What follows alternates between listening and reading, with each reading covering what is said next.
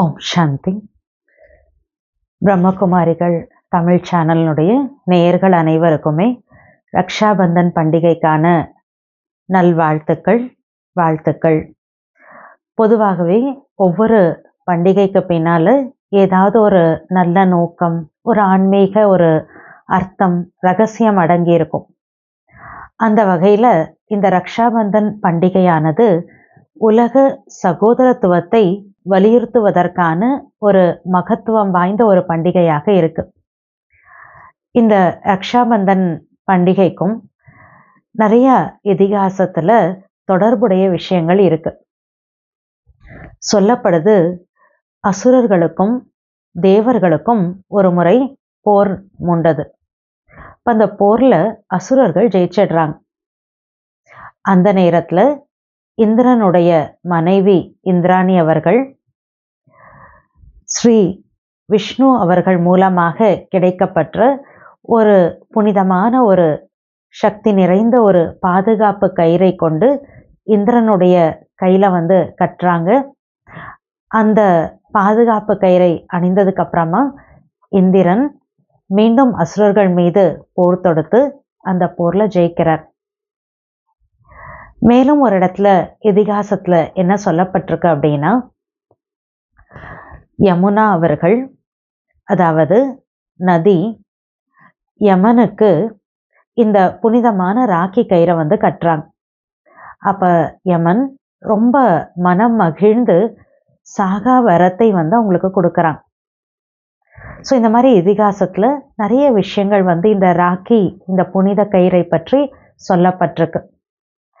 ஆனா காலங்கள் செல்ல செல்ல சமுதாயத்துல என்ன நடந்தது அப்படின்னா, அந்த காலத்துல சமுதாயத்துல தூய்மையான ஒரு உயர்ந்த நிலையில இருந்த பிராமணர்கள் ஒவ்வொரு வீட்டுக்கு போய் ராக்கி கட்டினாங்க. அதாவது அந்த தூய்மையான பிராமணர்கள் இந்து தர்மத்தினுடைய அந்த கேலண்டர்ல ஸ்ரவண மாதத்துல பௌர்ணமி அன்று குடும்பத்தில் வசிக்கக்கூடிய ஒவ்வொரு அந்த ஒரு வீட்டுக்கும் போய் வீட்டில் இருக்கக்கூடிய அனைத்து சகோதரர் மற்றும் சகோதரிகள் மூலமாக ஒரு ப்ராமிஸ் பண்ண வைப்பாங்க. அதாவது, நான் என்னுடைய எண்ணம், பேச்சு, செயல் மூலமாக நான் எப்பயுமே தூய்மையாக இருப்பேன். மற்றும் ஒவ்வொருத்தரும் தனக்குள்ள இருக்கக்கூடிய ஏதாவது ஒரு தீய குணத்தை விடுவதாக அன்னைக்கு பிராமணர்கள் அந்த உறுதிமொழியை எடுக்க வைப்பாங்க. ஸோ எந்த சகோதரன் சகோதரிகள்லாம், யார் அந்த வீட்டில் இருக்கக்கூடிய நபர்கள், ஆண் பெண்கள் இருபாலரும் யார் இந்த உறுதிமொழியை எடுக்கிறாங்களோ அவர்கள் கையில இந்த ஒரு புனிதமான ராக்கி கயிறை, பாதுகாப்பு கயிறை பிராமணர்கள் கட்டுவாங்க. வலது கரத்துல தான் இந்த புனித கயிறு கட்டப்படுது. காரணம் என்னன்னா, இந்த வலது கரத்தை பயன்படுத்தி தான் நல்ல செயல்கள் செய்யப்படுது. மேலும் அதிகமாக பயன்படுத்துறது கூட இந்த ரைட் ஹேண்ட் தான். ஸோ தட் எப்பெல்லாம் இந்த வலது கரத்தை பயன்படுத்துறேனோ ஒரு காரியம் செய்யறதுக்காக, அந்த கயிறு பார்த்த உடனே ஞாபகத்துல வரும், நம்ம இந்த மாதிரி ஒரு ப்ராமிஸ் பண்ணியிருக்கோம். ஸோ நான் செய்யக்கூடிய செயல் அந்த ஒரு உறுதிமொழிக்கு உட்பட்டு நான் நடந்து பண்ணணும் அப்படிங்கிற ஒரு நினைவு ஏற்படும். அதற்காக தான் வலது கரத்துல இந்த புனித கயிறு கட்டப்படுது. மேலும் பிராமணர்கள் அந்த காலத்துல வீட்டினுடைய வாசல்ல, ஜன்னல்கள்ல கூட இந்த புனித கயிறு கட்டுறது பழக்கமா இருந்தது. ஸோ தட் அந்த வீட்டுக்குள்ள ஒரு தூய்மையான ஒரு பியூர் வைப்ரேஷன்ஸ் தான் என்டர் ஆகணும் அப்படிங்கிறதுக்காக இது கட்டப்பட்டது. ஸோ நாளடைவுல போக போக போக என்ன ஆயிடுச்சு அப்படின்னா, பிராமணர்கள் அந்த புனிதமான நபர்கள் ராக்கி கயிறு கட்டுறத போய் ஒரு சகோதரி சகோதரனுடைய கையில ராக்கி கயிறு கட்டுறது பழக்கமாக ஆயிடுச்சு. ஸோ இன்னைக்கு உலகத்திலேயே அப்படிதான் நடந்துட்டு இருக்கு. பாருங்க, ஒரு வீட்டில் ஒரு சகோதரிக்கு ஒரு சகோதரர் இருக்கலாம். சில இடத்துல 2-3 சகோதரர்கள் கூட இருப்பாங்க. ஆனா ஒரு சில வீட்டில் பார்த்தோம்னா, ஒரு சிஸ்டருக்கு பிரதர்ஸே யாரும் கூட பிறந்தவங்க இருக்க மாட்டாங்க. சில ஃபேமிலியில சகோதரர்களுக்கு உடன் பிறந்த சகோதரிகளே இருக்க மாட்டாங்க.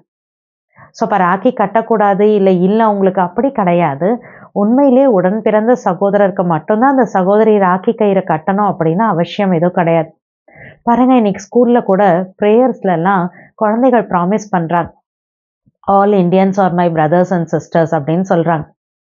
உண்மையில இந்தியர்கள் மட்டும் என்னுடைய சகோதரன் சகோதரிகள் கிடையாது. அப்படியே என்ன இல்லை, ஃபுல் வேர்ல்டில் இருக்கக்கூடிய ஒவ்வொருத்தருமே என்னுடைய சகோதரன் சகோதரிகள் தான். எப்படி பாருங்க, நம்ம உடல்னு மற்றவர்களை பார்க்குறோம். நானும் ஒரு உடல் அப்படின்னு தான் நான் என்ன நினைக்கிறேன். ஆனால் உண்மையிலேயே நான் இந்த கண்ணில் தெரியக்கூடிய இந்த ஃபிசிக்கல் ஸ்ட்ரக்சரான இந்த உடல் நான் கிடையாது. நான் யார் அப்படின்னா, இந்த உடலை இயக்கக்கூடிய ஒரு உயிர் சக்தியான ஆத்மா. இந்த உடல்ல 2 புருவத்துக்கு நடுவுல நெற்றியில ஒரு அழகான ஒரு ஒளியாக ஒளி வீசிட்டு இருக்கக்கூடியவன். இந்த உலகத்துல நம்ம பார்க்கக்கூடிய ஒவ்வொருத்தரும் உண்மையிலேயே உடல் அப்படிங்கிற ட்ரெஸ்ஸை போட்டுட்டு இருக்கக்கூடிய ஆத்மாக்கள் தான்.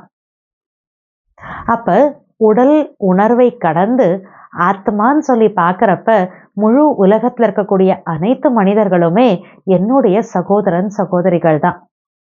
நம் ஆத்மாக்கள் அனைவருக்கும் தந்தையாக இருக்கக்கூடியவர் ஒரு இறைவன் பரமாத்மா. அதனால்தான் நீங்க பாருங்க, இந்த பிரம்மகுமாரிகள் இயக்கத்துல இருந்து நம்ம எப்பயுமே சகோதரர்களுக்கு மட்டும் ராக்கி கட்ட மாட்டோம். சகோதரர்கள் சகோதரிகள் இரு பாலருக்குமே இந்த ராக்கி கயிறை நம்ம கட்டுறோம்.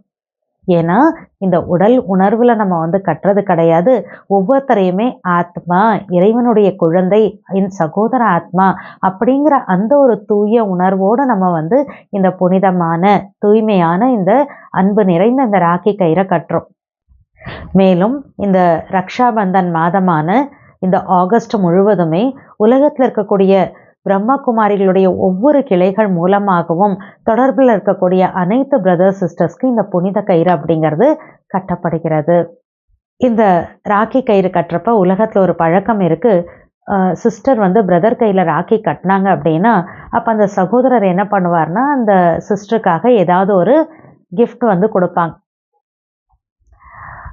மேலும் பார்த்தீங்கன்னாக்கா அந்த சகோதரர் ப்ராமிஸ் பண்ணுவார், நான் உனக்கு முழுமையான பாதுகாப்பு கொடுக்குறேன் அப்படின்னு சொல்லிட்டு. ஸோ இது உலகத்தில் இருக்கக்கூடிய பழக்கம்.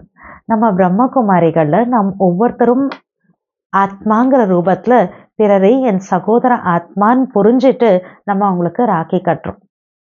உண்மையில் ராக்கி கட்டுறதுக்கு சகோதரிகள் கட்டினாலும் உணர்வு என்ன இருக்குன்னா, பரமாத்மா ஆத்மாவாகி என் கையில் இந்த ராக்கி கயிறை கட்டுறார் அப்படிங்கிற அந்த உணர்வு இருக்கு. அப்போ பரமாத்மா ராக்கி கயிறை கட்டுறது மட்டும் கிடையாது, மேலும் கூடவே ஒரு வரதானம், அதாவது ஒரு பிளெஸ்ஸிங்ஸும் கொடுக்குறார். எப்போ அவர் கொடுக்கக்கூடிய அந்த பிளெஸ்ஸிங்ஸை வாழ்க்கையில் நான் கொண்டு வருவதற்கான முயற்சி பண்ணுறேனோ அந்த ஆசீர்வாதம், அந்த பிளெஸ்ஸிங்கே வாழ்க்கையில் கிடைக்கக்கூடிய பாதுகாப்பாக மாறி போயிடுது. மேலும் இந்த ராக்கியில பார்த்தீங்கன்னா எப்படி ஒரு சகோதரி சகோதரனுக்கு ராக்கி கட்டின உடனே இவர் எனக்கு முழுமையான பாதுகாப்பு கொடுக்கணும், உதவி கொடுக்கணும் அப்படின்னு ஒரு எதிர்பார்ப்பு வைக்கிறாங்க.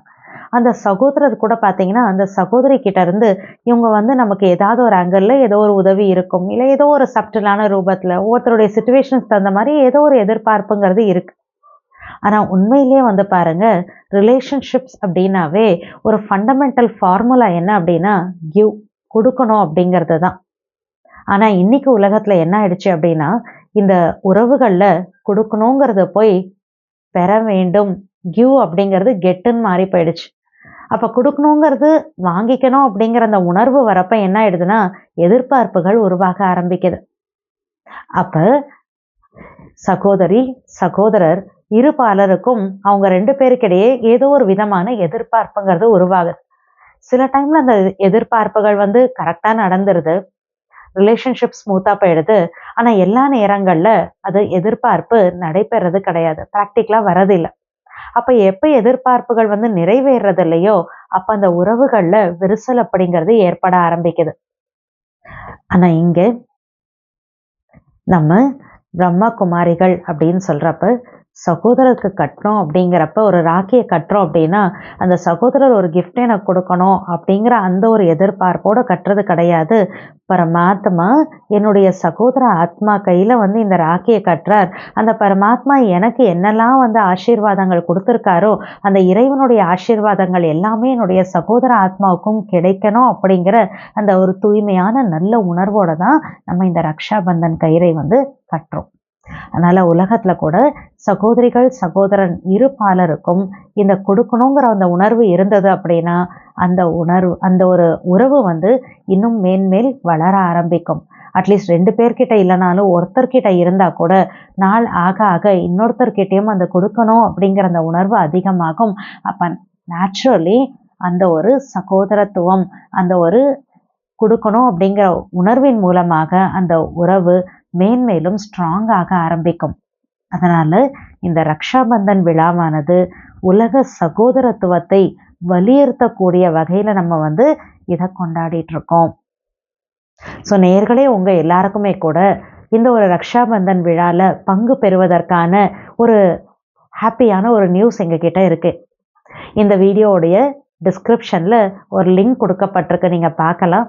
அந்த லிங்க் கிளிக் பண்ணீங்க அப்படின்னா நீங்கள் எந்த ஊரில் இருந்தாலும் சரி, உங்கள் ஊரில் இருக்கக்கூடிய பக்கத்தில் இருக்கக்கூடிய எங்களுடைய பிரம்மகுமாரிகள் கிளை நிலையத்தில் எந்த நாள், எந்த நேரத்தில், எந்த இடத்துல இந்த ரக்ஷாபந்தன் விழாவானது நடைபெற போகிறது அப்படிங்கிற செய்தி உங்களுக்கு அதில் கிடைக்கும் மெசேஜ்.